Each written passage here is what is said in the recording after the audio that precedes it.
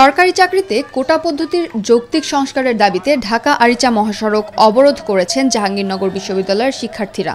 বৈষম্য বিরোধী ছাত্র আন্দোলনের পূর্ব নির্ধারিত কর্মসূচির অংশ হিসেবে এই অবরোধ শুরু হয় 10 জুলাই সকাল 10:30টায়। এ সময় মহাসড়কে বিক্ষোভ সমাবেশ করেন জাবি শিক্ষার্থীরা।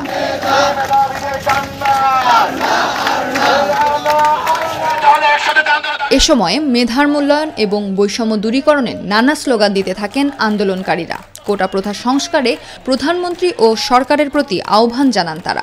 গণমাধ্যম কর্মীদের কাছে তুলে ধরেন নিজেদের দাবির যৌক্তিকতা। আমরা 4 দফা দাবি থেকে 1 দফা দাবিতে এসেছি এবং আমাদের দাবিটি হচ্ছে সংসদে আইন পাস এবং কোটা সংস্কারের একটা পার্মানেন্ট সলিউশন যেন শিক্ষার্থীরা পায়। আন্দোলনের পাশাপাশি জাহাঙ্গীরনগর বিশ্ববিদ্যালয়ের 38টি বিভাগ ও ইনস্টিটিউটের মধ্যে ক্লাস ও পরীক্ষা বর্জন করেছে 37টি বিভাগ ও ইনস্টিটিউটের শিক্ষার্থী।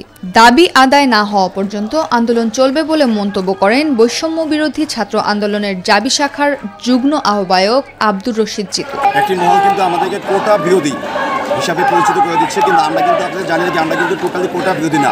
আমাদের দাবি ছিল যে সংবিধানে উল্লেখিত যে অনগ্রসর এবং পিছিয়ে পড়া জনগোষ্ঠী যারা আছে তাদের জন্য যে ন্যূনতম পর্যায়ে কোটা ব্যবস্থা রেখে যে কোটা সংস্কারের সংসদে একটি আইন পাস করতে হবে নির্বাচনের মাধ্যমে।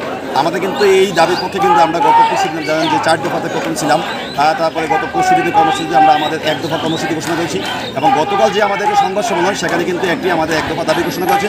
সেই 1 দফা দাবির মধ্যে ছিল যে সরকারি চাকরি সকল বেড়ে বৈষম্যমূলক যে কোটা ব্যবস্থা আসে সেটি সম্পূর্ণ বাদ দিতে হবে এবং অনগ্রসর পিছিয়ে পড়া জনগোষ্ঠী এবং মুক্তিযোদ্ধার সন্তান যারা আছে এবং যারা বিশেষ চাহিদা সম্পন্ন প্রতিবন্ধী যারা আছেন তাদের জন্য সর্বোচ্চ 5% কোটা ব্যবস্থা রাখা যেতে পারে এবং এটি কিন্তু আমাদের আজকের দাবি।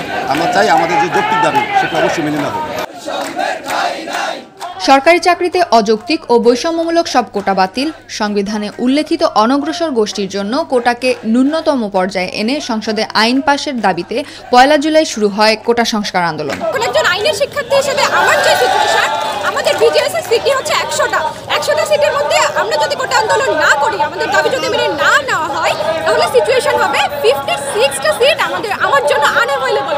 তাহলে মাননীয় প্রধানমন্ত্রী, আমার ইনসেন্টিভটা কি? আমি যে বসে বসে আইনের ধারা মুখস্থ করব, আমার ইনসেন্টিভটা কি? আমি যদি আমার স্বপ্নের জায়গায় নাই পৌঁছাতে পারি, তাই আমাদের একমাত্র দাবি সকল গ্রেডে অযৌক্তিক কোটা বাতিল করা হোক, যাতে আমাদেরকে এরকম হোপলেস সিচুয়েশনে না পড়তে হয়, যাতে এরকম হেল্পলেস নিজেদেরকে না লাগে। যারা মেধাবী তারা চাকরি পাচ্ছে না। ইভেন আমি ঢাকা তিতুমির কলেজ থেকে 7 কলেজের অধিভুক্ত হওয়ার পরও মাস্টার্স কমপ্লিট করে চাকরি পাইনি। অনেক ভাইপাই ফেস করছি, সেখানে চাকরি আমার হয় নাই। আর যারা যোগ্য তারা আজকে গার্মেন্টস বিভিন্ন ফ্যাক্টরিতে যারা প্রতারিত হচ্ছে, কেউ রিক্সা চালাচ্ছে, কেউ অর্থের অভাবে 30 বছর প্লাস হয়ে যেতেছে, অনেক ছেলেমেয়ে বিয়ে শাদী পর্যন্ত করতে পারতেছে না, পরিবারের কাছে কেউ অনেকে আত্মহত্যা করতেছে। আমি মনে করি এই দাবি 100% যৌক্তিক এবং গভর্নমেন্ট থেকে প্রশাসনের যারা ঊর্ধ্বতন কর্মকর্তা আছে সকলের এই দাবি মেনে নেওয়া দরকার।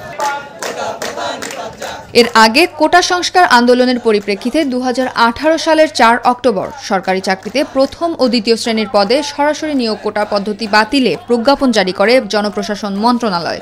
একে চ্যালেঞ্জ করে 2021 সালের হাইকোর্টে রিট করেন মুক্তিযোদ্ধার সন্তান কেন্দ্রীয় কমান্ড কাউন্সিলের সভাপতি আহিদুল ইসলাম তুষার সহ 7 জন।